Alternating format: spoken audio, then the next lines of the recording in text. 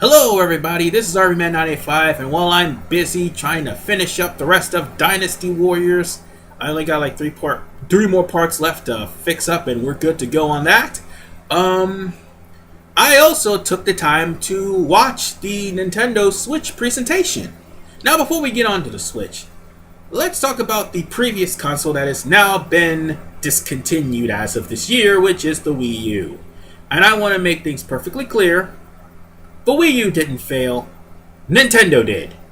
Nintendo and all of the executives that thought the ideas that was implemented with the Wii U were good ideas. Now granted, there were some really good games that came out on the Wii U, and I can offhand name a few.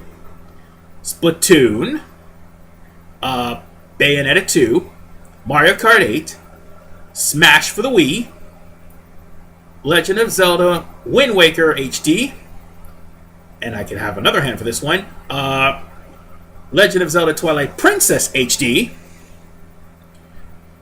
Let's see.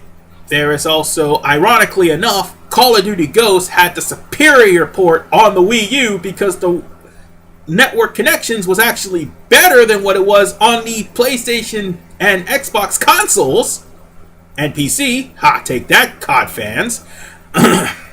And also, I do believe there were 3 other games that were on the Wii U. Oh yeah, Xenoblade Chronicles and Mario Maker. I like that game too. And lastly, Star Fox Zero. There's 10 right there. Although, I named 10 games that were really great out of their library of the Wii U, which is really short. I haven't even actually played any of the indie games yet. Well, actually no, I did. I played AVGN, and that was courtesy to one of my friends bringing the Wii U over to my house. I played the AVGN Adventures, and that game was hard as bollocks. But, yeah, the Wii U itself did not fail. The decisions behind the Wii U and the people who made them failed. Because who in their right mind would make a console that is only relegated to one gamepad? That's the first failure. The second failure is the only other controller they had on the release was a Wiimote. And you had to buy the Pro Controller separately and also the GameCube port separately. That was a failure of a decision on Nintendo, not the Wii U itself, the Nintendo executives. And lastly, the one thing that truly killed the Wii U, its starting price of damn near $400. So, needless to say, the true failures on this end was not the Wii U, but the guys who made it. Now that we're done with that, let's go on to the Switch. I would say that the Switch has better processing power. It has 2 controllers from the start that you can actually take off of the Switch and play, which is the Joy-Con. And of course it comes with a Joy-Con holder, much like the Wii U Nunchuck, which was sadly sold separately upon the release of the Wii. And for the first time in, I don't know, actually no, this is the first Nintendo console, by the way, it was region locked. For the first time in a long time, Nintendo has a region-locked console because every single console that has been sold to a region is locked to that region. Famicom, locked to Japan. Everything else, locked to that certain region. So you couldn't play like Famicom games on the NES or the SNES, or you couldn't play N64 Japan games on the N64 unless you actually break open the cartridge or break open the N64 and bootleg it some way. And then, speaking of which, you had to rely on bootleg translations if you did get a bootleg cart. Which, thankfully, Nintendo unregioned locked the game so we wouldn't have to worry about that crap. And lastly, by giving us straps, I mean the buttons are really small, and for fingers like these, that can be an annoying thing. They actually made the buttons bigger along with the strap, so that complaint can be thrown out the window. So that is really comforting to know. And plus, I actually like some of the games they displayed, like Project Sonic 217. Yeah, I actually do like Sonic, by the way. I mean, I haven't played any Sonic games on my channel, except for Sonic All-Star Racing Transformed, and we all know how that is. Curse you, Donica Patrick! Yeah.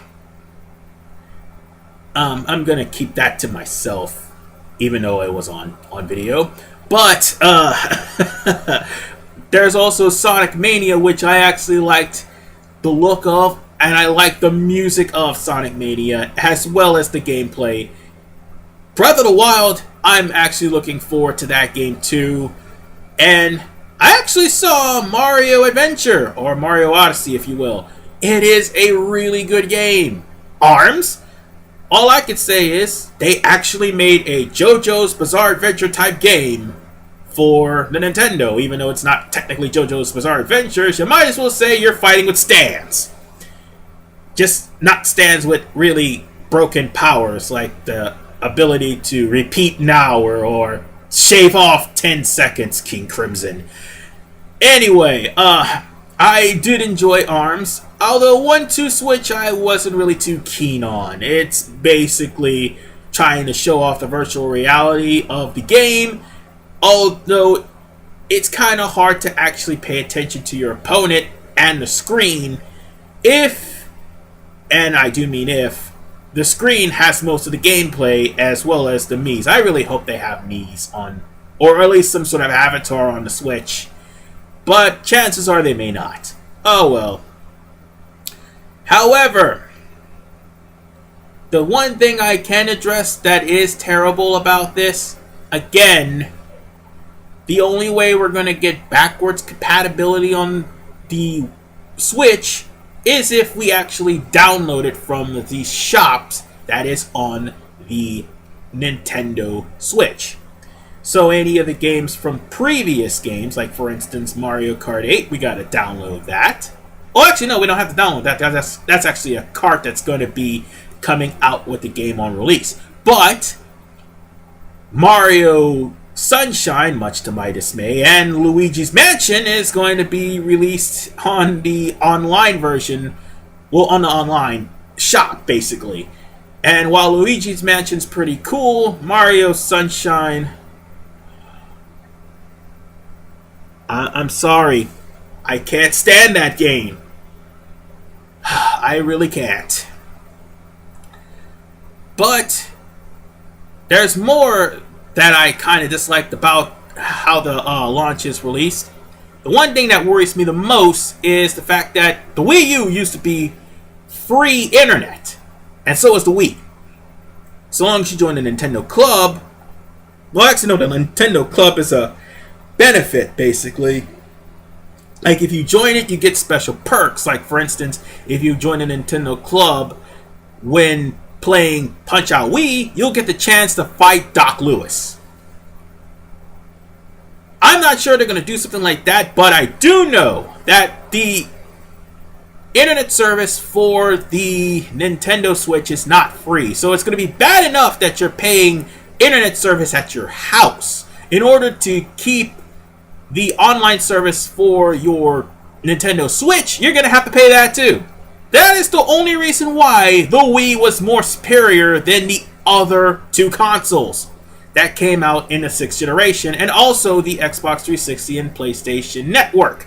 Because the PlayStation Network ended up starting to charge people, and of course we already know about the Xbox Live, where even though you're on internet, you can't really play games unless you you can't download games unless you have an Xbox Live service, and even then you can't play the online version of those games unless you have the Xbox Live service. I really hope that all the online services that they're going to do is specifically to just keep the online service. As a matter of fact, I hope they don't actually go through with charging people for online services after September, because that is a stupid idea.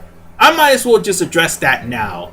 The fact that even though people pay for cable and they pay for internet, that you have to pay to actually play a game that is tied to an online service. It is retarded. It is absolutely stupid. I want to address that now. To all the game developers out there, to all the game companies out there, to all the consoles companies out there, stop tying games to your servers. Stop tying games to a paywall. We bought the game. We should be able to play the game. We should be able to play the game online with friends without having to pay an extra fine. That is why Destiny and all of its sequels suck. That is why Final Fantasy XI sucks. That is why 14, before the gigantic supernova destroyed it, sucked. I just want to make that perfectly clear to Nintendo that you're making the biggest mistake of your life by charging people for to play on the internet. Especially if most of your games is going to be offline anyway. There should be more offline multiplayer games as opposed to online. I don't care if online games are the big thing. The fact of the matter is people need money in order to pay for the internet service anyway, for their cable company provider. They don't need to pay in order to play other people way out of the way, and the only thing they can do is single player, or in the case of Destiny, nothing at all because it'll be a goddamn brick. The point is, while the Switch, I hope for its success, I hope it will be the best it could be. There's something else that I need to also address later, but I'm going to get on to that point. I just hope that decision of making the internet a payable thing after September is a really bad idea. I really do. But there's one thing, the other thing I want to address is the fact that there is no way of playing the 3DS or the DS carts on the Nintendo Switch. It's a really stupid idea for them not to include that because, one, the Nintendo 64 and the transfer pack was a popular thing thanks to Pokemon Stadium and Pokemon Stadium 2, and to some degree Perfect Dark. Two, the GameCube had the GameCube player, which was a rare thing, and at least you could play Four Swords or Pokemon, much to my dismay, Ruby and Sapphire on it, and Emerald. Hell, you can even play all of your Game Boy Advance games on that system. The Nintendo had the Super Game Boy, and those are the games that you played that weren't Game Boy Color. But the thing is, people want backwards compatibility because when you start locking games to simply an online service, and more importantly, they want to replay the games again. They want to just pop in the game, play it, have fun, and if they beat it, replay it again. They don't want to have to be tied to a service, tied to a server, or tied to some damn subscription. I'm just telling you like it is. I know there's going to be some people in the comments that want that. Just answer me why, but I'm going to be honest. The Switch, while it looks good, and while it has a great setup, the fact that they're trying to only do this to make up for the money lost behind the Wii U is a stupid idea, and it's going to hurt them. Just saying. Anyway, this is RVMan985. I'll see you guys next time.